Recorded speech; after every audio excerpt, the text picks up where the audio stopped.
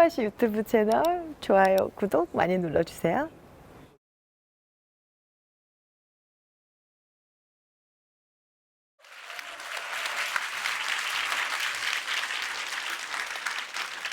안녕하세요.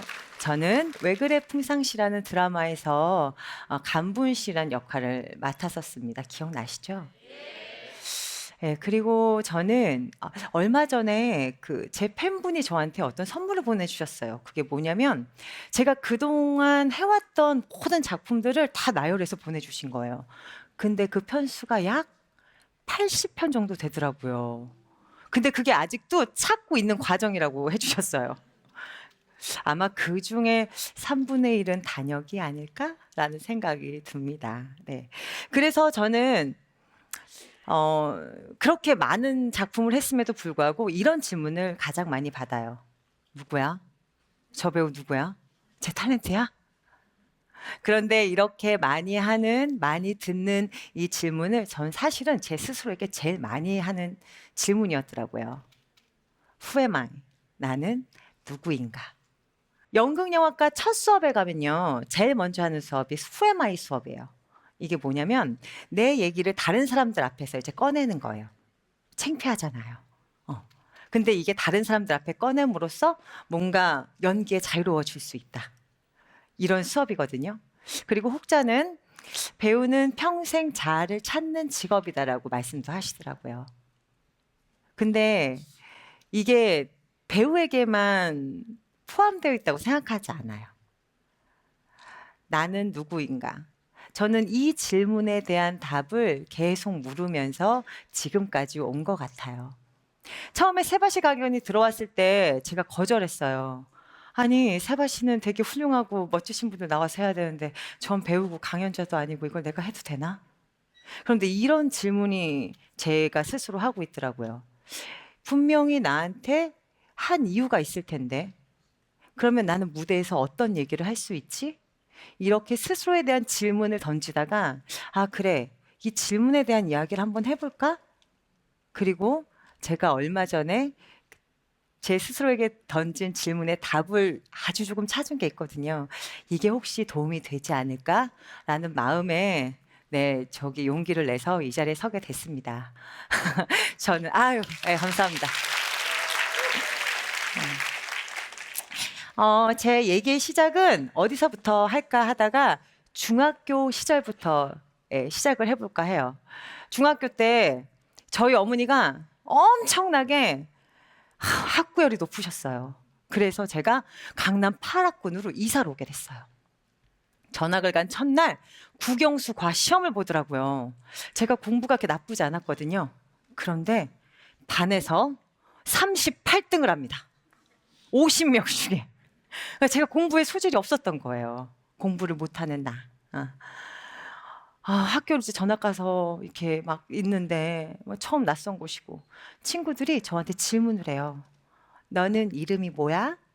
근데 제가 딱 명찰을 떼서 친구들 앞에 놔줍니다. 나는 신동미야. 이 말을 부끄러워서 못하는 거예요. 저는 몰랐어요. 저는 되게 활달한 줄 알았는데 사실은 너무 낯가림이 많고 소심한 아이였던 거예요. 엄마 기대도 부응 못했죠. 뭐 학교 생활 적응도 잘 못했죠.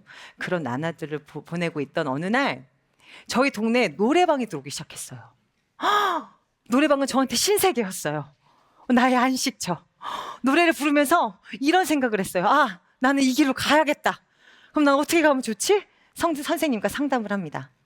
선생님께서 예술고등학교가 있다는 걸 알려주셨고 연극영화과가 있다는 것도 알려주셨고 거기서 뮤지컬을 알려준대요. 노래할 수 있잖아요. 그래서 학구열이 높은 저희 엄마께 얘기합니다. 난 예고를 가야겠어. 난리가 났죠. 근데 이제 저희 부모님 생각이 에휴 지가 붙겠어. 쟤 부끄러움이 많아서 못 붙을 거야. 놀랍게도 저는 붙게 됩니다. 아니 왜 아직 아니에요. 붙게 됩니다. 그런데 더 놀라운 사실은 저희 부모님께서 그걸 모르셨던 거예요. 이런 특수 목적 고등학교에 붙으면 일반 고등학교를 갈 수 있는 배치고사 자격이 없어져요. 그러니까 부모님 입장에서는 고등학생을, 그것도 여자애를 재수를 시켜야 되는 거예요. 일본 학교 보내려면, 공부시키려면. 정말 울며 겨자 먹을 학교를 보내셨어요. 전 너무 신났죠. 와, 이제 난 노래하면 살 수 있어. 학교 딱 갔어요. 웬걸, 학교에 갔더니 전국에서 가장 끼 많고 멋진 애들 다 모였어요. 전 너무 소심한데 큰일 났어요. 아, 나 어떡하지? 그런데 제가 처음 제 스스로 한 선택이었거든요. 그리고 부모님께 보란 듯이 보여드리고 싶었어요. 그리고 제 스스로에게도 확인받고 싶었어요. 그래서 제가 성격을 바꾸기 시작합니다. 놀랍죠? 의지가 강했던 거예요. 그리고 지금의 이 성격이 그때 완성된 거예요. 그러면서 학교 생활에 막 적응을 하고 너무너무 열심히 했어요. 실제로 연기가 막 좋아지기 시작을 했어요. 그러면서 학교를 졸업했고 대학교도 연극영화과에 진학을 했고요. 네, 연극만 열심히 했어요. 공부엔 소질이 없었으니까. 그리고 제가 꿈에 그리던 MBC 공채 탤런트의 엄청난 경쟁률을 뚫고 입사를 하게 됩니다.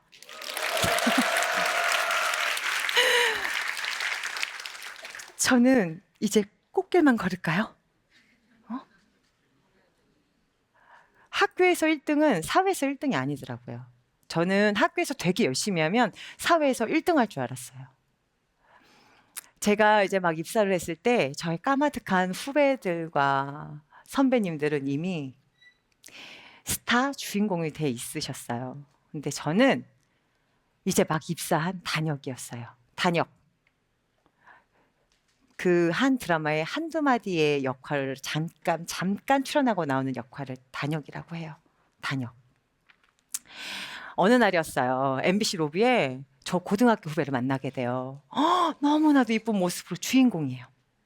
저기 멀리에서 저를 보자마자 어머 선배님! 이러고 막 뛰어옵니다. 그리고 어머 선배님 너무 오랜만이에요. 여긴 어쩔 일로 오셨어요? 나 MBC 여기 직원인데. 나 저기 MBC 견학 왔어.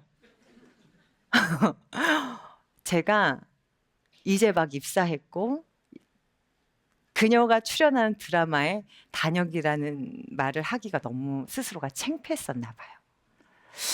제가 그게 상처가 됐었나 봐요. 난 왜 주인공이 아니지? 난 왜 단역만 하지? 또 저 스스로에게 질문을 던집니다. 저는 이제 그 친구가 녹화하는 날은 화장실도 못 가요. 마주칠까 봐.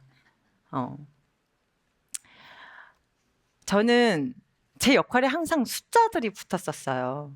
뭐 친구 1, 뭐 카페 종업원 2, 다방 레지 3, 직장 동료 4. 제 역할에 이름이 붙는 게 소원이었어요. 역할은 조금씩 나아졌지만 그래도 이제 저의 긴 무명의 시절이 이제 계속 이제 이어져 나갑니다.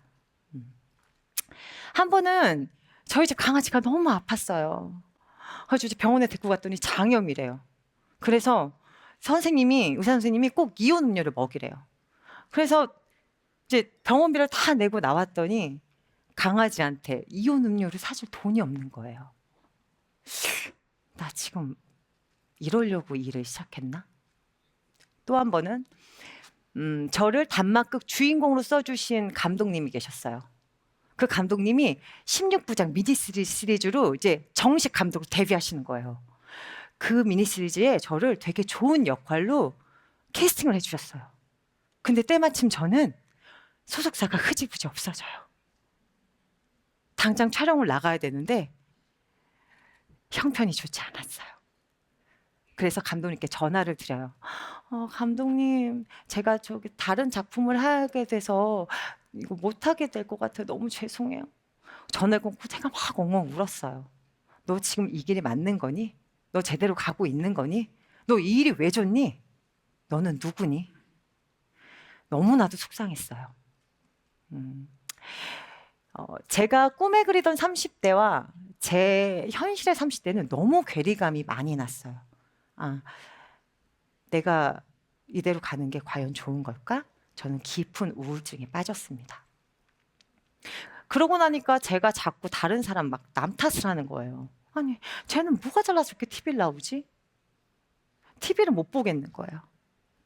그러다가 그 화살이 다시 저한테 돌아오더라고요. 내가 못나서 그래. 넌 아직도 멀었어. 근데 제 마음 깊은 곳에서 이런 게 있었나 봐요.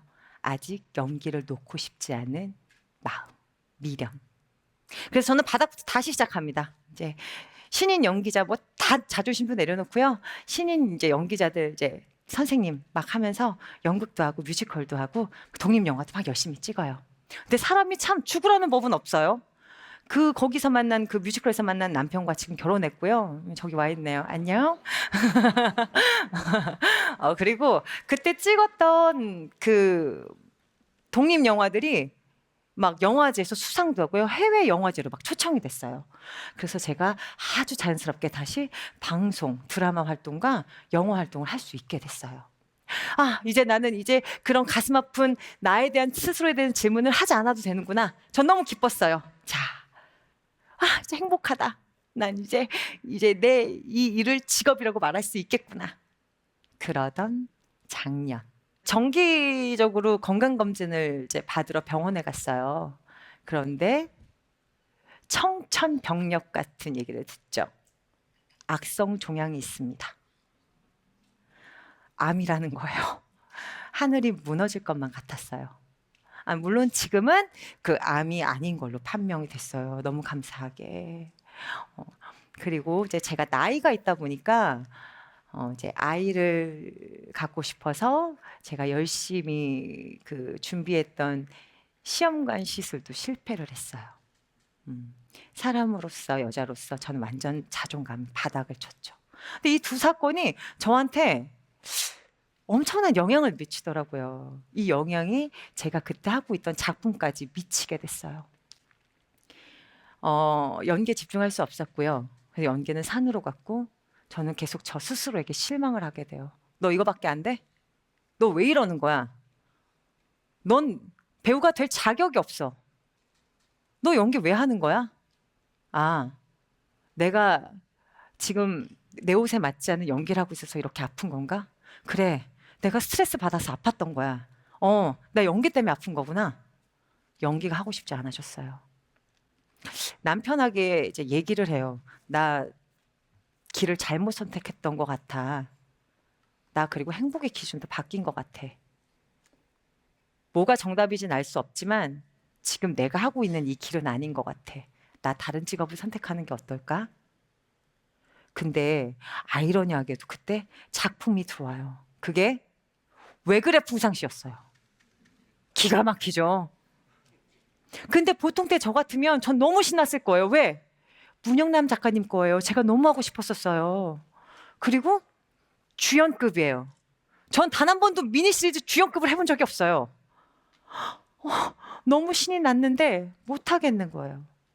전 배우로서 사람으로서 자존감이 바닥이었으니까요.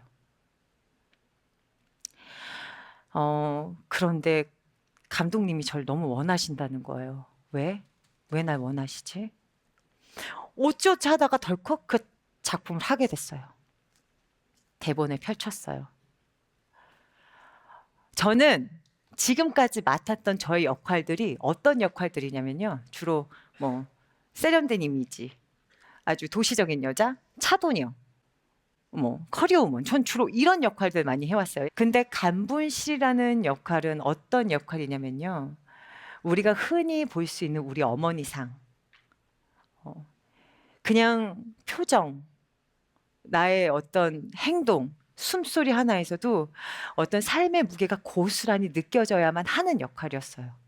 전 너무 두려운 거예요. 이 역할 내가 어떻게 해? 동미야 정신 차려. 지금이라도 안 한다고 빨리 나가. 너 지금 뭐 하는 거니? 너 이거 할 수 있겠어? 계속 질문 던집니다. 그러다가 제가 선택한 게 민낯이었어요. 전 사실 드라마하고 제일 칭찬 많이 받은 게 민낯이었어요. 정말 배우님 대단하십니다. 여배우가 어떻게 민낯을, 정말 그 열정에 박수를 보냅니다. 어떻게 그런 용기를 낼 수 있으세요? 근데 사실 저는 용기가 없어서 택한 거였어요.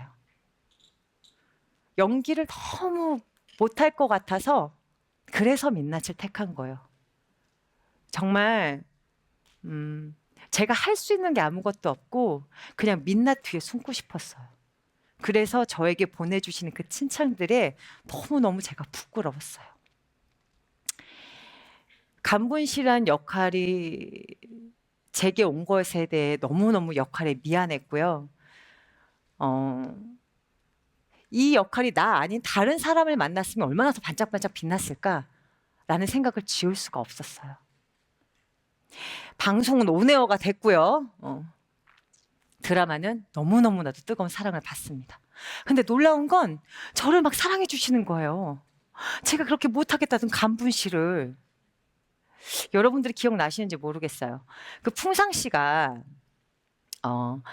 너무 믿었던 동생 정상이한테 배신을 당한 장면이 있어요. 이제 병원에서 불륜을 막 저질러가지고 얘가 이제 쫓겨나게 생겼어. 그걸 안 거예요. 그래가지고 너무 상심해 있는데 분실이가 이제 술상을 차려가지고 와서 위로해주는 장면이었어요. 그 장면이 나가고 제가 엄청난 피드백을 받습니다. 그런데 거기서 제가 제 질문에 대한 답을 찾게 돼요. 이 댓글 때문에요. 저는 한 번도 남편을 위로해 준 적이 없었습니다. 근데 드라마를 보고 나서 힘들게 자고 있는 남편을 안아줬어요. 앞으로도 안아줄 겁니다. 이 댓글이 저를 안아주셨어요.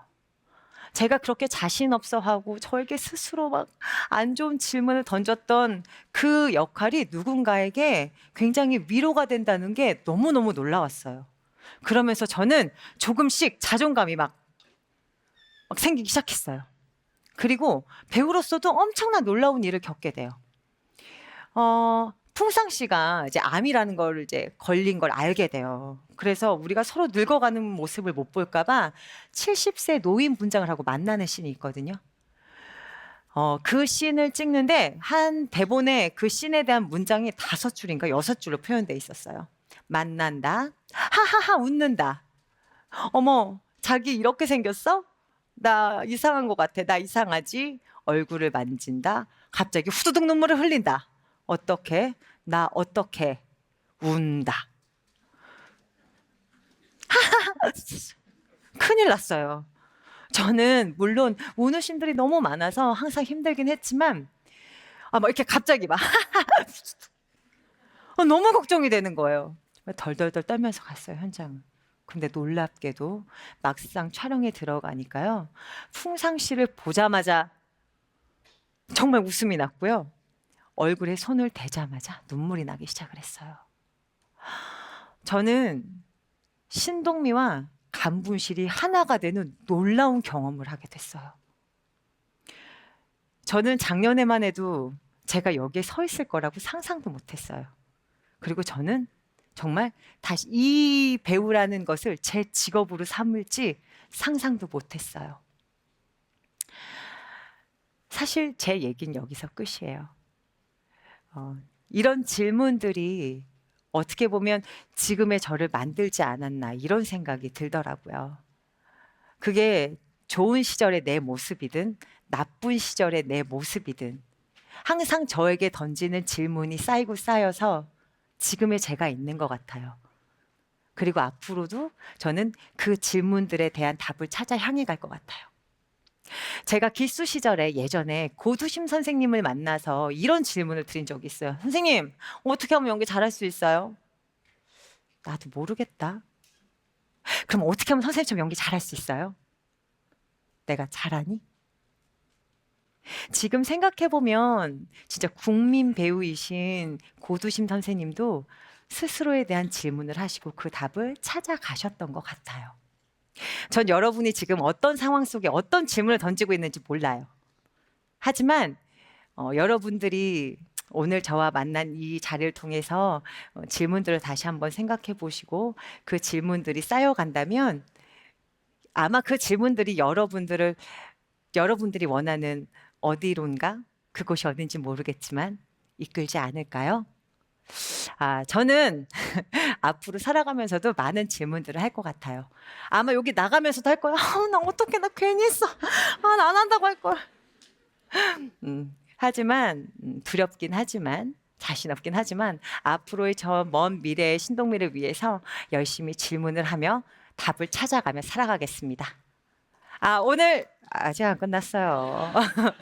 오늘 세바시 연사 역할을 맡은 신동미였습니다. 감사합니다.